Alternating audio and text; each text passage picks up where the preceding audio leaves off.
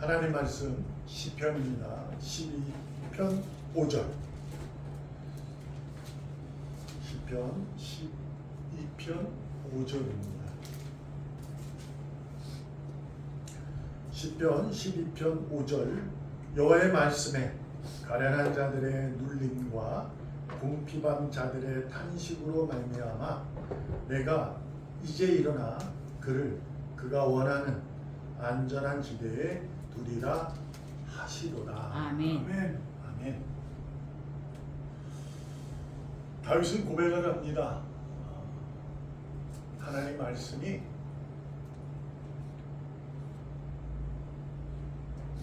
힘들고 어렵고 외롭고 지치고 이러한 자들, 그 세상에서 억울함을 당하는 자들, 또한 패배의 직전에 이른 전쟁에서 그러한 자들을 위해 주님이 이제 일어나서 그들을 안전한 지대로 두겠다.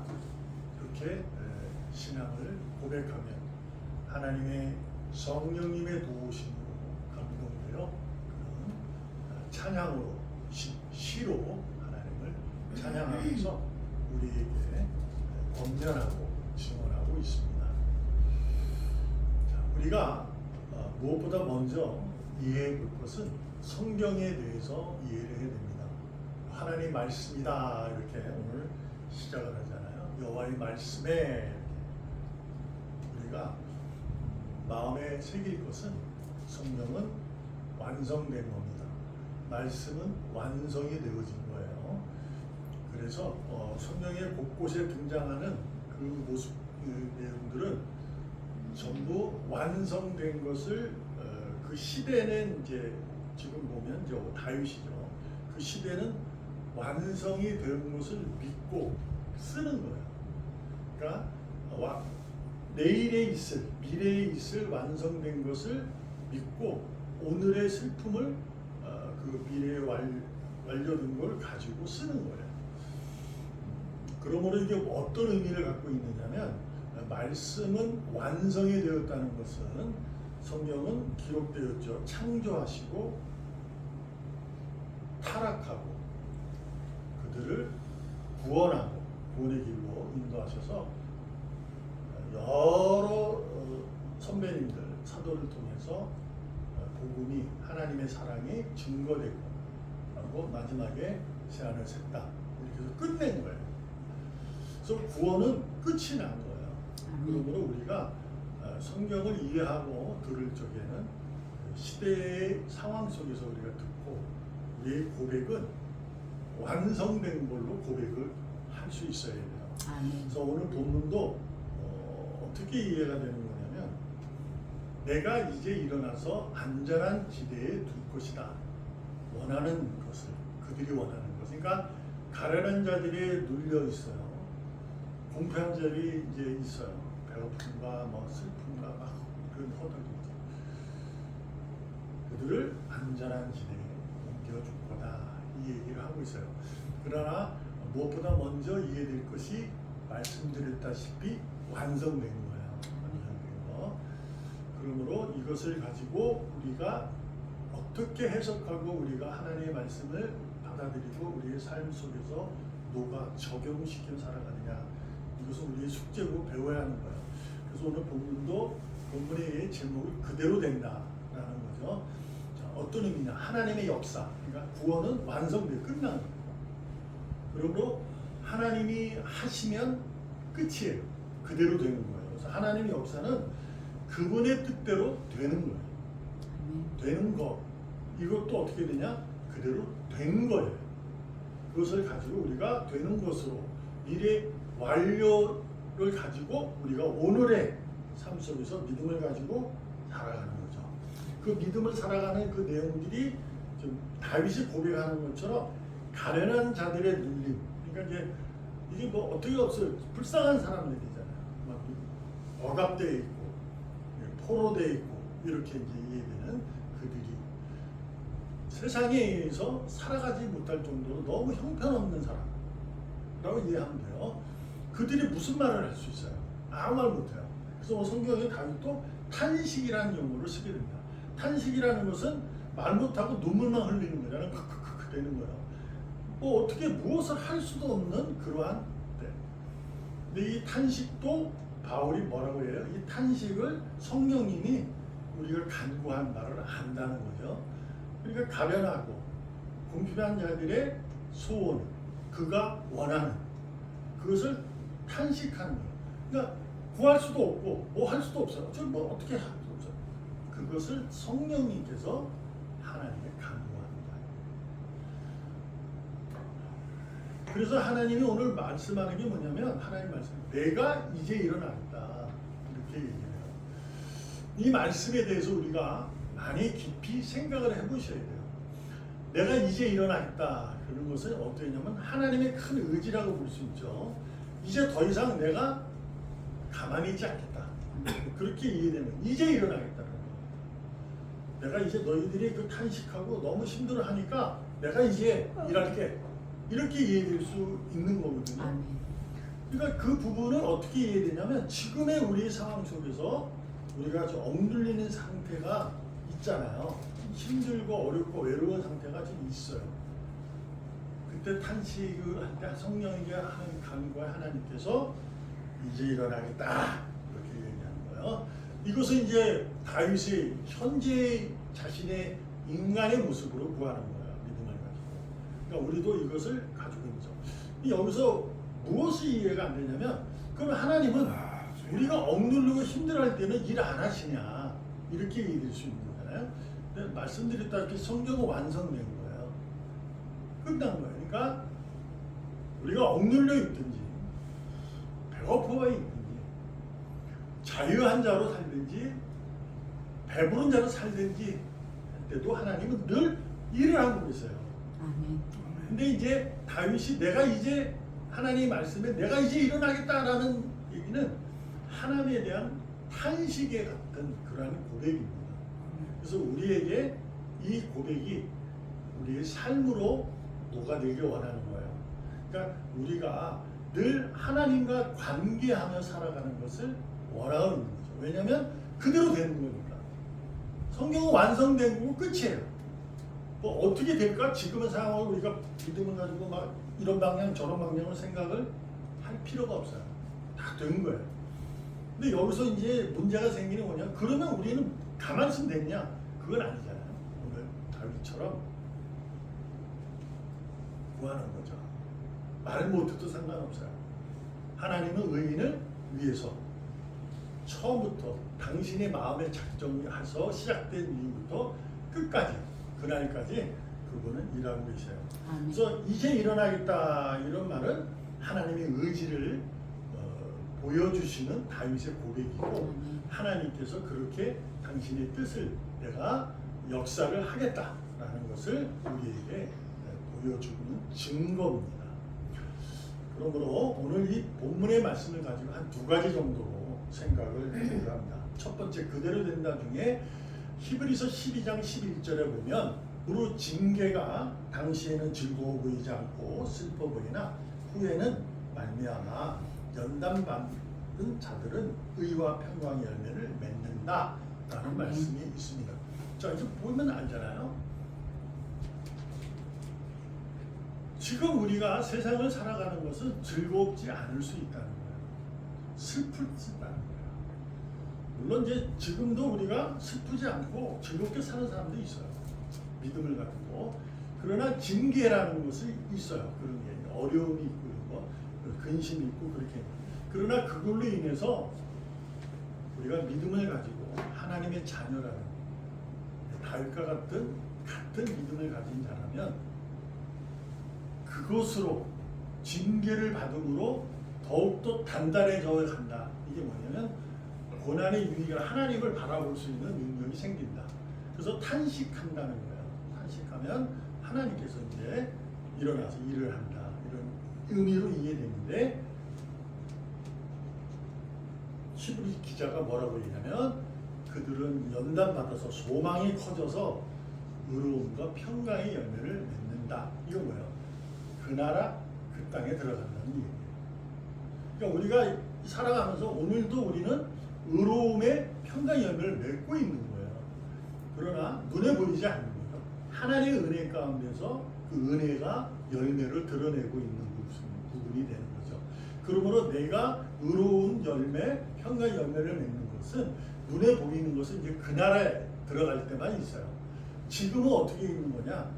하나님의 은혜 가운데 있는 거예요. 그래서 나의 의로움과 나의 평강이 하나님에 의해서 나타나는 그 열매를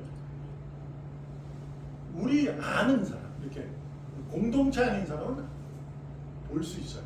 느껴지고 감동될 수 있어요. 근데 세상은 잘 몰라요. 그런데 그것도 우리가 하나님의 자녀로, 의인으로 내가 그렇게 어렵고 어려워도 하나님과 붙들고 하나님 안에 있으면 그들도 우리의 열매를 볼 수 있어요. 하나의 역사이죠. 근데 그거는 저도 여러분에게 어떻게 보여질 거다 이렇게 설명을 답을 줄 수는 없어요. 그건 하나님이 하신 일이니까. 그러므로 오늘 본문에서 다윗의 고백은 히브리 기자와 이 본문의 말씀과 견주어 보면 지금 내가 솔직히 조금 어려운 상황이고 남들보다 잘 그런 상황일지라도 우리는 이미 하나님의 자녀라는 기쁨과 감사함으로 오늘도 살아가는 거죠. 그 기쁨과 감사하는 삶이 뭐냐? 의로움과 평강의 열매를 맺는 삶이 사는 거예요. 근데 그것이 결국 기쁨, 감사, 그 나라에 가서는 그 열매를 맺는 거죠. 생각해 보세요. 주님과 함께 이제 그분과 함께 있을 때 의로움과 평강에 우리가 뭐 어떻게 살아가는 그 열매 필요 있어요? 없어요. 그분과 함께 있는 것이 의로움이고 그분과 함께 있는 게 평강이에요. 그치? 사랑만 있는 것이잖아요. 거기는 믿음도 필요 없어요. 소망도 없어요. 주님이 함께 하기 때문에 우리가 이 땅에 살기 때문에 믿음이 필요한 것이고 우리가 소망이 있는 것이고 사랑이 있는 거죠. 근데 결국은 제일은 사랑이라 믿음, 소망, 사랑 중에 제일은 사랑이라. 그것은 그 나라에 가면 사랑만 있는 거예요. 주님과 함께 하니까. 그러므로 우리는 그 사랑을 가지고 그 소망을 가지고 오늘도 나의 삶을 대해서 이러쿵저러쿵 나누지 마시고 그대로 된다는 하나님의 의지를 따르는 우리에게 필요한 건 뭐예요? 의로움의 평강의 열매를 맺는 그것이 뭘까? 겸손한 순종입니다. 그럼에도 불구하고 순종하는 거예요. 이것이 그대로 된다에 라는 믿음을 가진 다윗과 여러분과 저의 뭐라 그럴까요? 하나의 우리가 믿음의 큰 능력 이렇게 이해할 수 있는 거죠. 두 번째는 뭐냐면 잠언 12장 1절에 보면 이런 말씀이 있어요. 훈계를 좋아하는 자는 지식을 좋아한다. 그러나 징계를 싫어하면 짐승이다. 이렇게 얘기합니다.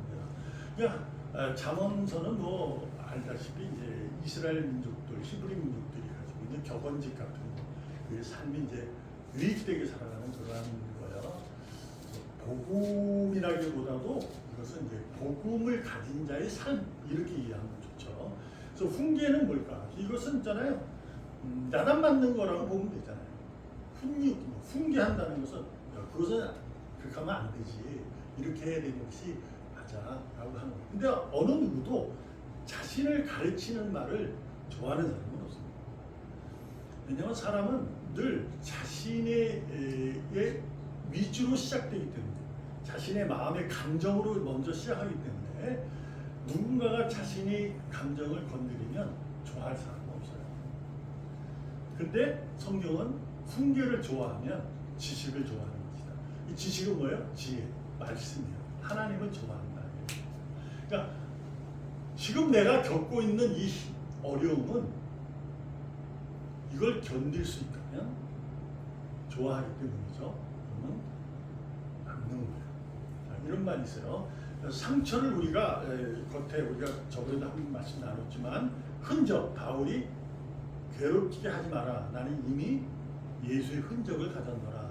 흔적이에요. 그 상처라는 거죠. 이 남아 있는 거예요. 근데 우리가 여기 이제 만약에 어떤 사람이 이렇게 불이 나서 이제 불탄 자국이 났잖아요. 그러면 어떻게 생각해요? 가리고 싶잖아요. 다 가린다고.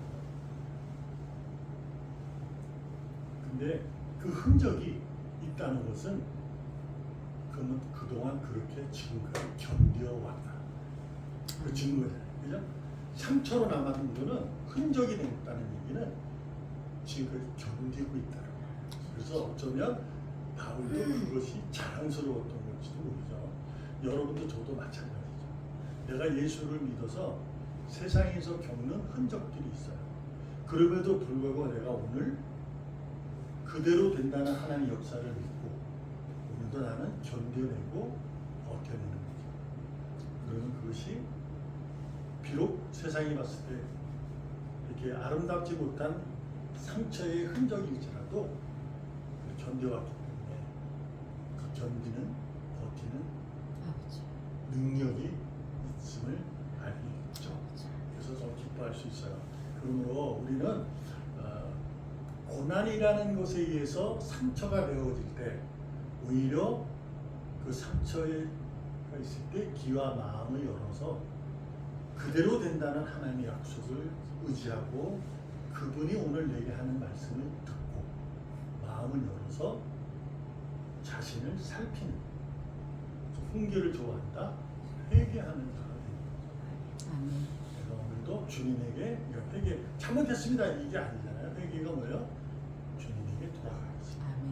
다시 주님의 방향으로 돌아가겠습니다. 이런 회개의 자리에 옮겨지는 거예요. 이것이 이제 그대로 된다는 하나님의 약속, 하나님의 역사를 믿는 자의 두 번째 능력이라고 저는 믿습니다. 그러므로 그대로 된다. 결론은 이겁니다. 그가 원하는 안전한 지대에 두리라 하시도다 말씀하셨어요. 처음에 말씀드렸던 성경은 완성된 거예요. 여러분과 저는 구원이 끝난 거예요. 우리는 더 구원을 받고자 어떤 다른 구원을 받고자 노력하고 애쓰는 자들이 아니라 이미 하나님은 우리를 구원하셨어요. 무슨 의미죠? 지금에 있는 여러분의 그 자리가 안전한 지대라는 거예요. 아멘. 그것이 내가 인생의 삶을 보면서 세상의 지식과 이치와 세상의 방법으로 이해하고 있기 때문에 이것이 슬프고 외롭고 지쳐 있는 거예요. 근데 하나님 뭐라 하냐면 이제 내가 일어나서 너를 안전한 지대에 두리라. 이것은 우리가 그 어려운 자리에서 건져내서 기쁨이 넘치는 것을 옮겨주겠다 라는 것을 이해될 수 있지만 그 자리에서도 우리가 지금 히브리서 잠언서를 같이 나누었던 것처럼 그 자리도 어떤 자리다? 안전한 지대다. 왜? 완성됐으니까. 구원을 이루었으니까 우리가 있는 자리는 여러분과 제가 있는 자리, 여러분의 삶의 가정, 여러분의 사업장, 어떤 자리에도 그것이 내가 인간적이고 세상적 시선으로 바라보기 때문에 외롭고 슬플 수 있지만 그것이 힘들 수 있지만 오히려 하나님은 이제 일어나겠다. 이게 뭐야? 지금 내가 이제 이렇게 이거보다도 너는 내가 일하는 것을 아직도 모르니 이렇게 하는 거지. 네가 있는 곳이 안전한 곳이야 라고 말씀합니다. 여러분, 그러므로 여러분과 제가 그날까지 하나님의 자녀로 하나님으로부터 의인이라는 기쁨을 얻은 것처럼 변함없이 이것을 하나님이 신실하게 지켜주시겠다 약속을 하신 것을 그대로 된다는 것을 우리는 믿음 확신을 가지고 오늘도 소망이 있는 복된 삶을 살아가기를 축복합니다. 아멘. 기도하겠습니다. 살아계신 하나님 감사합니다. 언제나 우리는 기쁘고 편안하고 평안한 것을 원합니다. 그러나 오늘 말씀하십니다. 우리의 마음은 늘 평안하다. 그 이유는 오늘도 하나님은 저와 함께하기 때문이라고 말씀하십니다. 아버지 하나님, 우리가 하나님의 구속된 자로서 엉뚱한 모습 나타내지 않도록 믿음의 능력을 더하여 주시옵소서. 그리하여 내가 지금 있는 이 자리가 가장 행복한 자리고 가장 안전한 자리임을 고백하며 하나님을 찬양하고 기뻐하는, 그리고 결국 감사하는 우리가 될 수 있도록 하여 주시옵소서. 아멘. 예수님의 이름으로 감사하며 기도합니다. 아멘. 아멘.